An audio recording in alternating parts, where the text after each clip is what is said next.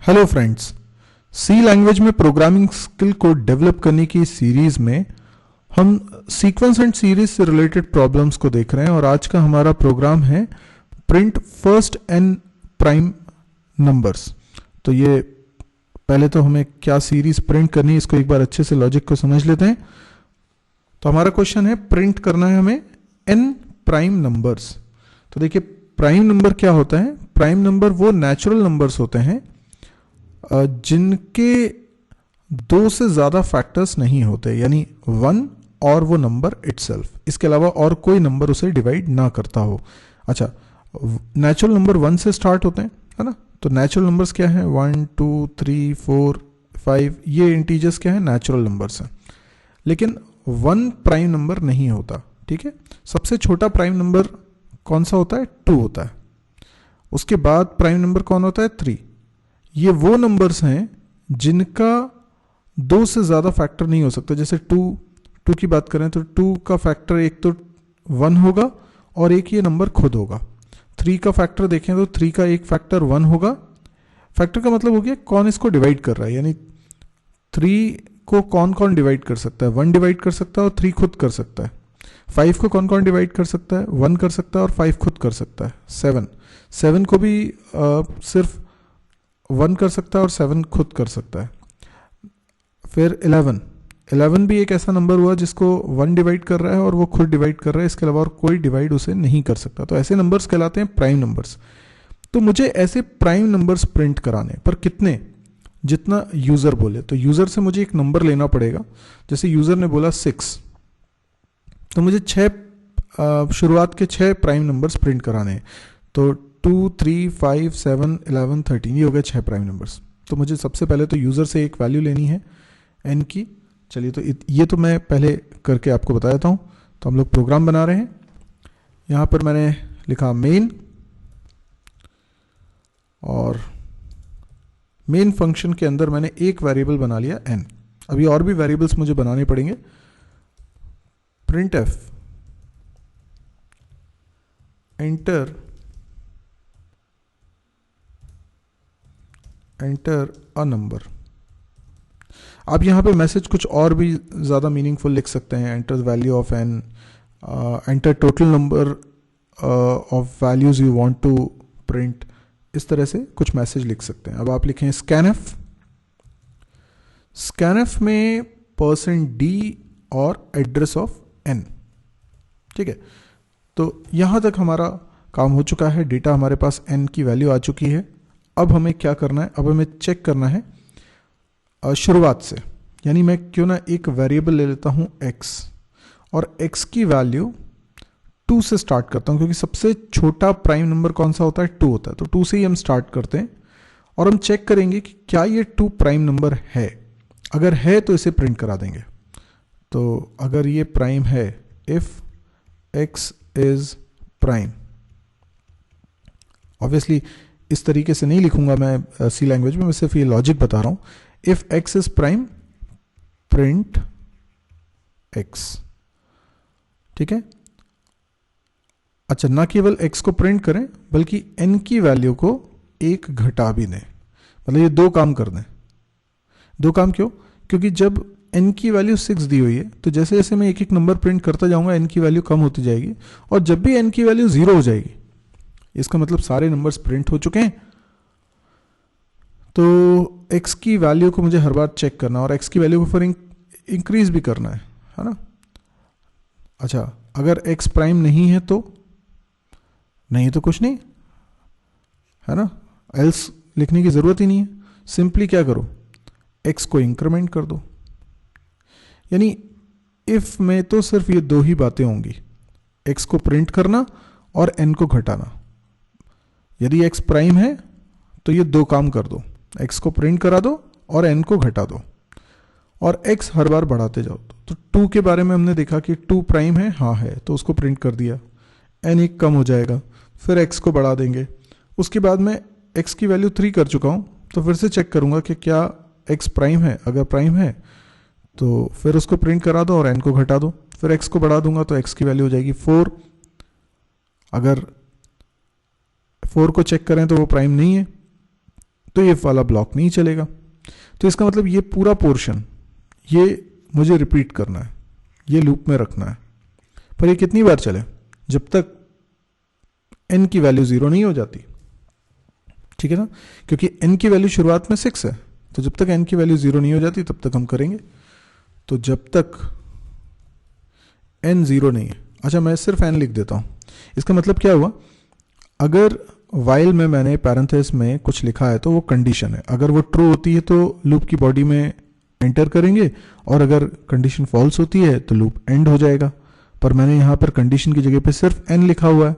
तो आप ध्यान रखें, सी लैंग्वेज में जब भी कंडीशन की जगह पर जो एक्सप्रेशन लिखा रहता है उसकी वैल्यू को देखकर, उस एक्सप्रेशन की वैल्यू को देखकर हम बता सकते हैं कि वो ट्रू है या फॉल्स है। जब भी ट्रू फॉल्स में जज करने की जरूरत पड़े तो एक रूल याद रखिएगा कि every non zero value is true and zero is false. यानी n की वैल्यू अगर जीरो के अलावा कुछ भी है तो उसे ट्रू मान लेंगे, और अगर जीरो है तो उसे फॉल्स मानेंगे। तो n की वैल्यू जैसे शुरुआत में 6 है तो ये ट्रू रहेगा, और n की वैल्यू हर बार मैं एक एक कम करता जाऊंगा। ओके, अभी फिलहाल एक और वेरिएबल मुझे चाहिए x। तो मुझे क्या करना है, मुझे चेक करना है कि क्या x एक प्राइम नंबर है। x की वैल्यू कहां से स्टार्ट कर दूं? 2 से। इनिशियली x की वैल्यू रहेगी 2। तो मैं चेक करना चाहता हूं कि क्या x प्राइम नंबर है। यदि है तो हमें उसे प्रिंट कराना है। अब किसी नंबर को कैसे चेक करते हैं कि वो प्राइम है या नहीं है? तो हम देखते हैं उस नंबर को कोई डिवाइड तो नहीं कर रहा। मैं 1 से चेक नहीं करूंगा और उस इटसेल्फ से चेक नहीं करूंगा, बाकी x से छोटे हर नंबर से चेक करूंगा। तो मैं एक वेरिएबल i बनाता हूं और एक लूप चलाता हूं for i equals to, i की वैल्यू इनिशियलाइज करता हूं 2 से, और i लेस देन x तक चलाता हूं i प्लस प्लस, और चेक करता हूं कि क्या x को i डिवाइड कर रहा है। अगर डिवाइड कर रहा है तो ये प्राइम नहीं है। ठीक है, डिवाइड कर रहा है तो प्राइम नहीं है, तो ब्रेक कर दो। और अगर कभी भी ब्रेक नहीं चला, इसका मतलब क्या होगा? देखिए, अभी आप x की वैल्यू 2 मत इमेजिन करिए, थोड़ी बड़ी वैल्यू इमेजिन करिए ताकि आप समझ पाएं। जैसे x की वैल्यू मान लीजिए 9 है, तो 9 प्राइम नहीं है, ठीक है ना। तो मैं उसे 2 से लेकर 8 तक सभी नंबर से चेक करूंगा। तो इसलिए लूप कहां तक जा रहा है? i लेस देन x तक। यानी x की वैल्यू अगर 9 है तो i की वैल्यू 8 तक ये कंडीशन ट्रू रहेगी। तो 2 से 8 तक मैं सभी नंबर से चेक करूंगा क्या कोई उसे डिवाइड कर रहा है। हाँ, 2 तो नहीं कर रहा है डिवाइड, लेकिन 3 कर रहा है। तो पहले 2 से चेक किया, डिवाइड नहीं हुआ तो ब्रेक नहीं चला, i प्लस प्लस हुआ, i की वैल्यू 3 हुई। 3 से फिर मैंने इसको चेक करा, जब 3 से चेक करा तो 9 3 से डिवाइड होता है तो रिमाइंडर 0 आएगा, तो ब्रेक हो जाएगा। अच्छा, अगर कोई प्राइम नंबर होगा तो ये ब्रेक कभी भी नहीं चलेगा, क्योंकि ये कंडीशन कभी भी ट्रू नहीं हो पाएगी, कोई भी नंबर उसे डिवाइड नहीं कर पाएगा। तो लूप के बाहर आने के बाद अगर मैं ये देख लूं कि यदि i की वैल्यू बढ़ते बढ़ते x के बराबर हो चुकी है, तो इसका मतलब ये लूप पूरा चल चुका है, क्योंकि i की वैल्यू जब तक x से छोटी थी तब तक तो लूप चल रहा था, और जैसे ही i की वैल्यू x के बराबर हो गई तो ये लूप एंड हो गया। तो अगर आप लूप के बाहर आए हो और i इतना बढ़ चुका है कि वो x के बराबर हो चुका है, तो इसका मतलब कभी ब्रेक चला ही नहीं, क्योंकि ब्रेक चला होता तो i की वैल्यू कभी x के बराबर नहीं पहुंच पाती। तो हम देखेंगे क्या i की वैल्यू x के बराबर है, क्योंकि अगर ऐसा है तो वो नंबर प्राइम है, क्योंकि वो ब्रेक कभी भी नहीं चला है, लूप पूरी अपनी लाइफ कंप्लीट कर चुका है। तो मैं लिखूंगा प्रिंट एफ और नंबर को प्रिंट करा दूंगा। कौन से नंबर को? जो x की वैल्यू है उसको प्रिंट करा दूंगा, तो इससे वो प्राइम नंबर प्रिंट हो जाएगा। अच्छा, प्राइम नंबर प्रिंट कराने के अलावा और भी कुछ करना था आपको n की वैल्यू को भी डिक्रीमेंट करना था। तो n की वैल्यू भी डिक्रीमेंट हो जाएगी, और इसके बाद x की अगली वैल्यू के लिए भी मुझे चेक करना है। ठीक है, तो x को भी बढ़ाता रहूंगा। तो इसके बाद फिर से लूप चलेगा x की अलग वैल्यू के लिए। तो ये लॉजिक है प्राइम चेक करने का, प्राइम कैलकुलेट करने का कि वो प्राइम है कि नहीं है। अगर वो है तो मैं उसको प्रिंट कराऊंगा, नहीं है तो कुछ भी नहीं है, तो सिंपली x प्लस प्लस कर दूंगा। x प्लस प्लस तो तब भी होगा जब वो प्राइम है, प्राइम नहीं है तो भी कर दूंगा। यानी मुझे तो कुछ भी हो जाए, हर इटरेशन में x की एक नई वैल्यू के लिए चेकिंग करनी है कि वो प्राइम है कि नहीं। पर n की वैल्यू हर बार चेंज नहीं होनी चाहिए। n की वैल्यू तभी चेंज होनी चाहिए जब मुझे प्राइम नंबर मिल जाए, क्योंकि n हिसाब रख रहा है कि कितने नंबर्स प्राइम प्रिंट कराने हैं। तो n की वैल्यू अगर शुरुआत में 6 है तो टोटल मिला के 6 नंबर्स प्रिंट होने चाहिए। तो जब प्रिंट करवाता हूँ x तभी n को डिक्रीमेंट कराता हूँ, ठीक है ना। अभी इस प्रोग्राम को हमने समझ लिया है, अब इसको कंपाइल रन करके देखते हैं। देखिए एंटर अ नंबर, जैसे कि मैं 6 एंटर करता हूं तो ये क्या प्रिंट कर रहा है, 2 3 5 7 11 13। ग्रेट। एक बार और इसको रन करके हम देखते हैं। अब थोड़ी बड़ी वैल्यू एंटर करता हूं, जैसे कि मैंने 100 एंटर कर दी तो पहले 100 प्राइम नंबर्स मुझे दिखाई दे रहे हैं। देखिए 2 5 7 11 13 17 19 23 29 31 37 ये सब प्राइम नंबर्स हैं। आप देख सकते हैं ये सारे के सारे प्राइम नंबर्स हैं, पर शुरुआत के 100 प्राइम नंबर्स मैंने यहाँ प्रिंट करवाए। आई होप आपको ये प्रोग्राम समझ में आ गया होगा। अच्छा, जो लोग ये चाहते हैं कि इसको अपन फंक्शन से भी कर सकते हैं, तो बिल्कुल आप फंक्शंस बना के भी काम कर सकते हैं। आप यहाँ पे चेक कर सकते हैं कि वो प्राइम है कि नहीं है, ऐसा भी बना सकते हैं।